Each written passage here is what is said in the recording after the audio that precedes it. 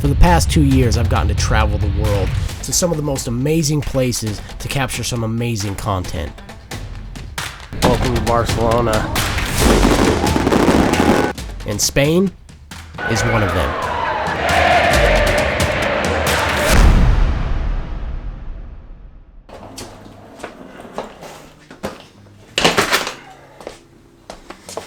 Going to Spain today, but there's something I have to do first.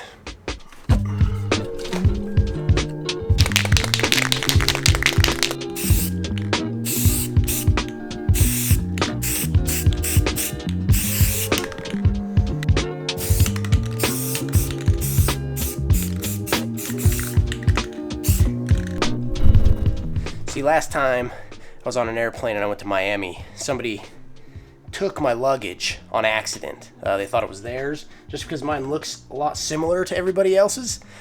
So I figured I'd put my creativity to use and become the artist that I am. Hopefully someone will see that and not take it. I should be carrying on all my stuff today anyways. I shouldn't be checking anything, but I'm also sitting in the very back of the airplane. So if there's no more space left, they're probably going to make me check it. But we'll see. So I headed to the airport to meet up with the homie Jordan to get a little game plan in before we actually boarded the plane for 8 hours to Barcelona. Now, little did we know that once we arrived in Barcelona, we had absolutely no idea where the hell we were going. How do we do this shit, bro? I don't fucking know. Alright, that's not working. No. Let's just find a day. Alright, we'll just do something. We'll figure it out. As we headed to the taxis, we finally got a text message with the address of the hotel we were staying at. Luckily, Jordan speaks a little bit of Spanish, enough to hail a cab, which he was nice enough to actually load in my bag, which was about 75 pounds at this point. We headed to the hotel, and then we hopped back into a cab to meet up with everybody at the beach. That taxi dude dropped us off in the hella wrong spot. Honestly, though, we probably just gave him the wrong address, but we finally met up with everybody at the beach, had a couple of drinks, and dined on some freaking 5-star meals, man. The food here was absolutely killer. This stuff right here, I don't even know what it was. It was like a noodle or something, but it was absolutely amazing. And of course, my fat ass had to get some dessert. God, I freaking love food. I don't know what it is, but there's something about food in Spain that just hits different. There were so many things that I've never had before, and I probably will never have again, that were freaking chef's kisses, man.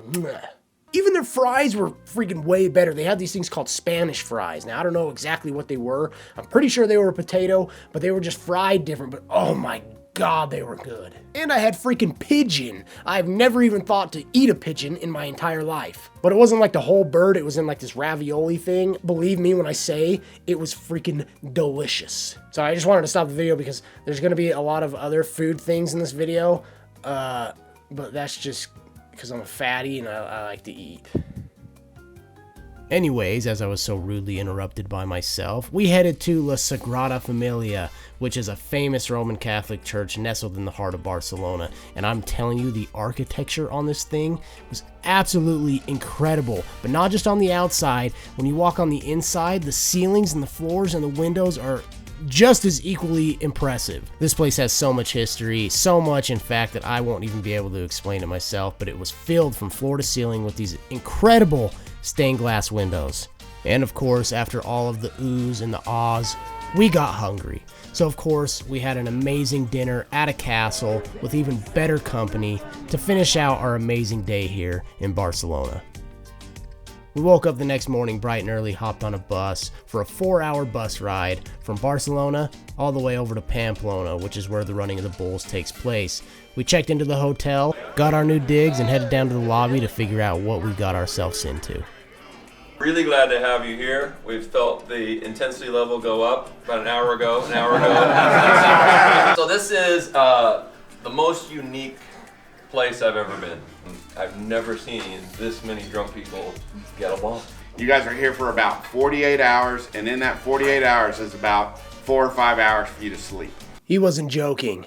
For the entire trip, I probably got maybe a good 3 hours of sleep, sometimes even 2, every single day. But that's also because I'm an overachiever and I stay up all night editing photos. That way people have photos to post in the morning. which is technically, I guess, part of my job. Another part of my job was to get a good angle during the bull run on a balcony. That way I can capture as many people running with the bulls as I possibly could. And Bruce is the freaking man. He got me literally everywhere that I needed to go. Without him, I would have been completely lost in this city. So they gather in this corral, okay? And at a certain point in time, they close off the corral, and if you're not in it, you can't run.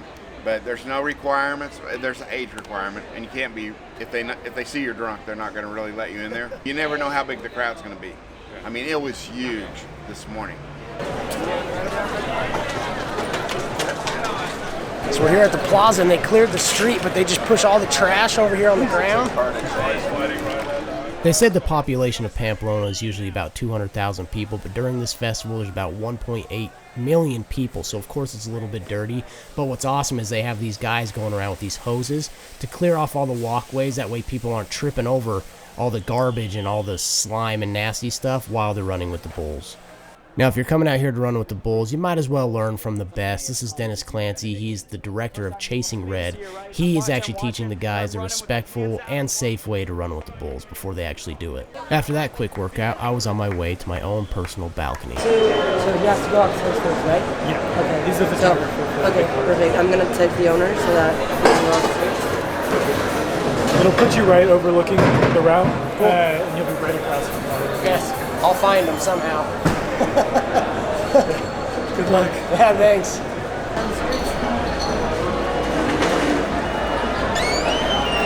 I still have to wait for one more person, so we have to Okay. go up number 3 Okay. to the left. Okay.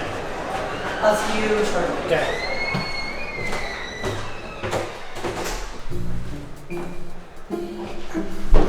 The third level. Look at these stairs, are like worn out.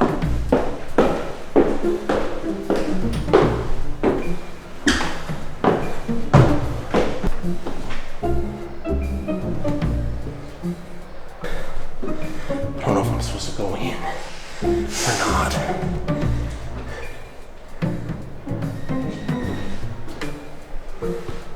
And luckily somebody heard my cries. And what's really cool to think about is that these balconies are all just people's homes. Every year during the running of the bulls, these people open up their homes for people like me or people who are just visiting the country to help share their culture so that people can experience the bull races, obviously from a safe distance and from a viewpoint that not a lot of people actually get to experience. And of course, they set up breakfast for us, but breakfast isn't like what you would think it is, like ham and eggs and like, I don't know, all this other stuff. Usually they just set out like a bunch of pastries and a bunch of coffee, which, I mean, I was totally fine with. Pastries are my jam. After about 10 pastries later, I settled into my balcony. People were boarding up shops. Cops were clearing the street. This guy was picking up any remaining trash that was on the street.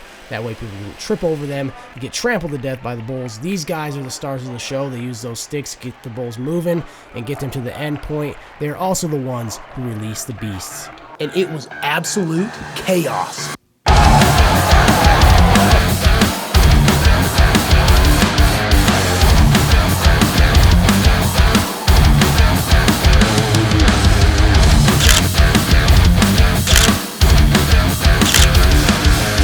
And people got freaking messed up. I mean, ambulance after ambulance after ambulance just carrying the injured away.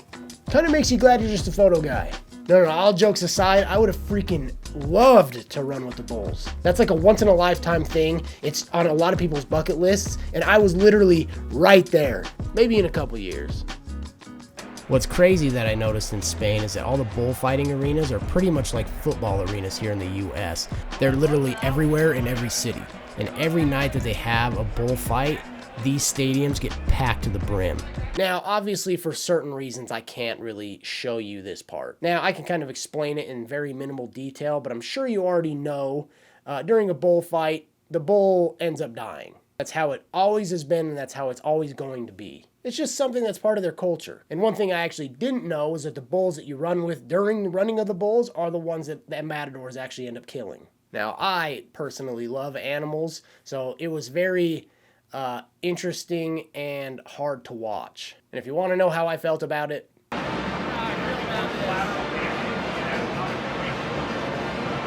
now after the bullfight, I was completely exhausted.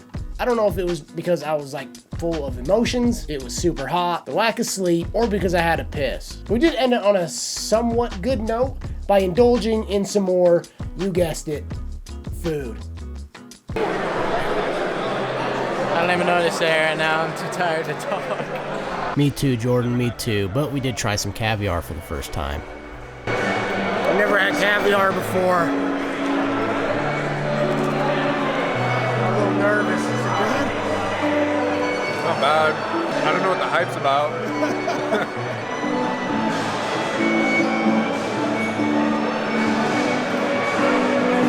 It's not bad. Why is that so expensive? Like, don't even taste it.